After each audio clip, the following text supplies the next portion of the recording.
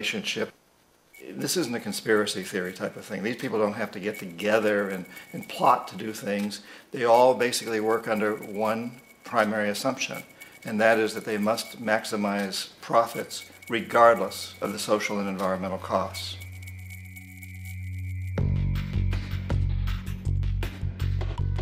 This process of manipulation by the corporatocracy through the use of debt, bribery, and political overthrow is called globalization. Just as the Federal Reserve keeps the American public in a position of indentured servitude through perpetual debt, inflation, and interest, the World Bank and IMF serve this role on a global scale. The basic scam is simple.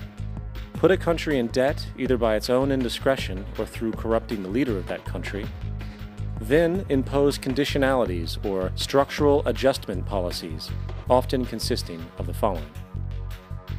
Currency devaluation.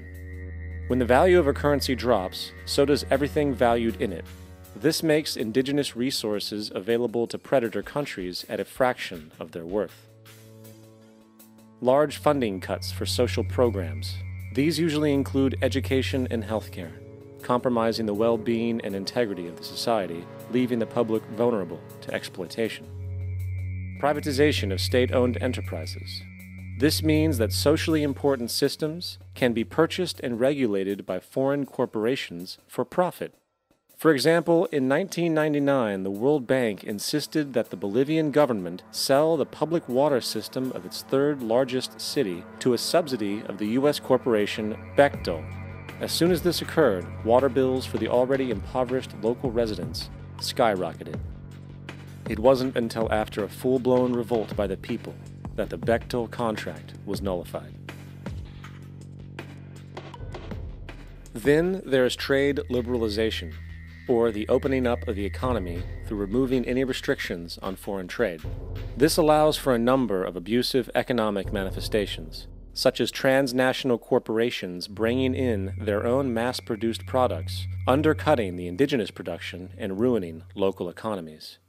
An example is Jamaica, which, after accepting loans and conditionalities from the World Bank, lost its largest cash crop markets due to competition with Western imports.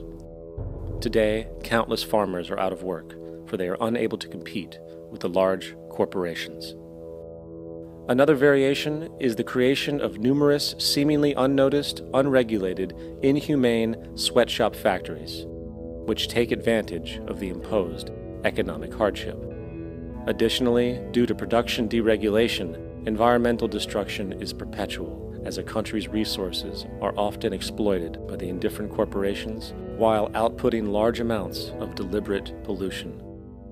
The largest environmental lawsuit in the history of the world today is being brought on behalf of 30,000 Ecuadorian Amazonian people against Texaco, which is now owned by Chevron. So today it's against Chevron, but for activities conducted by Texaco.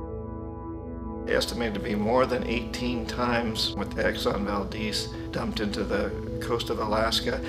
In the case of Ecuador, it wasn't an accident. The oil companies did it intentionally. They knew they were doing it to save money out there rather than arranging for proper disposal. Furthermore, a cursory glance at the performance record of the World Bank reveals that the institution, which publicly claims to help poor countries develop and alleviate poverty, has done nothing but increase poverty and the wealth gap, while corporate profits soar. In 1960, the income gap between the fifth of the world's people in the richest countries versus the fifth in the poorest countries was 30 to 1. By 1998, it was 74 to 1. While global GNP rose 40% between 1970 and 1985, those in poverty actually increased by 17%. While from 1985 to 2000, those living on less than $1 a day increased by 18%. Even the Joint Economic Committee of the U.S. Congress admitted that there is a mere 40% success rate of all World Bank projects. In the late 1960s, the World Bank intervened in Ecuador with large loans. During the next 30 years, poverty grew from 50% to 70%. Under or unemployment grew from 15 to 70%. Public debt increased from $240 million to $16 billion, while the share of resources allocated to the poor went from 20% to 6%. In fact, by the year 2000, 50% of Ecuador's national budget had to be allocated for paying its debts. It is important to understand the World Bank is, in fact, a U.S. bank supporting U.S. interests, for the United States holds veto power over decisions, as it is the largest provider of capital. And where did it get this money?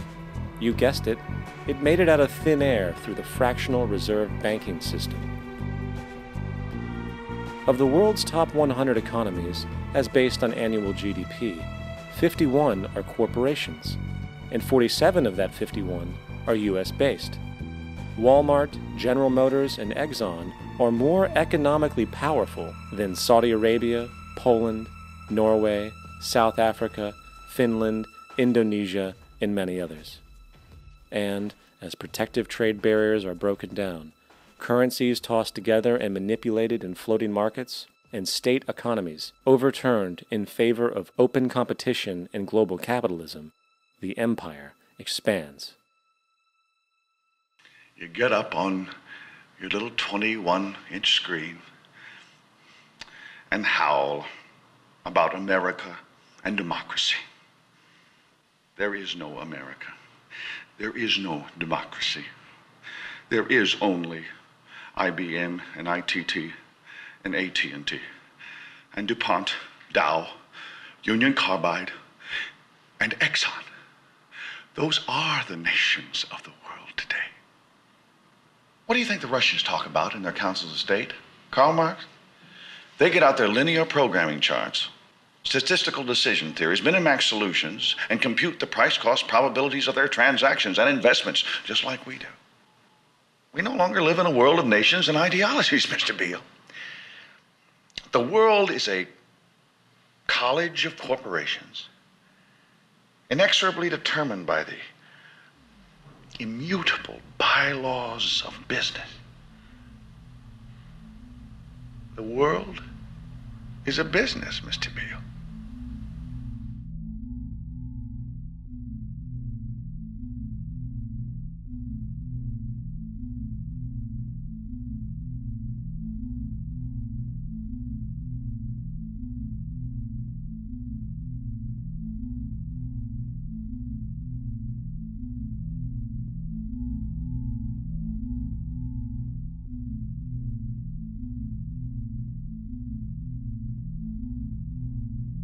The world is being taken over by a handful of business powers who dominate the natural resources we need to live while controlling the money we need to obtain these resources. The end result will be world monopoly, based not on human life, but financial and corporate power. And as the inequality grows, naturally more and more people are becoming desperate. So the establishment was forced to come up with a new way to deal with anyone who challenges the system. So they gave birth to the terror.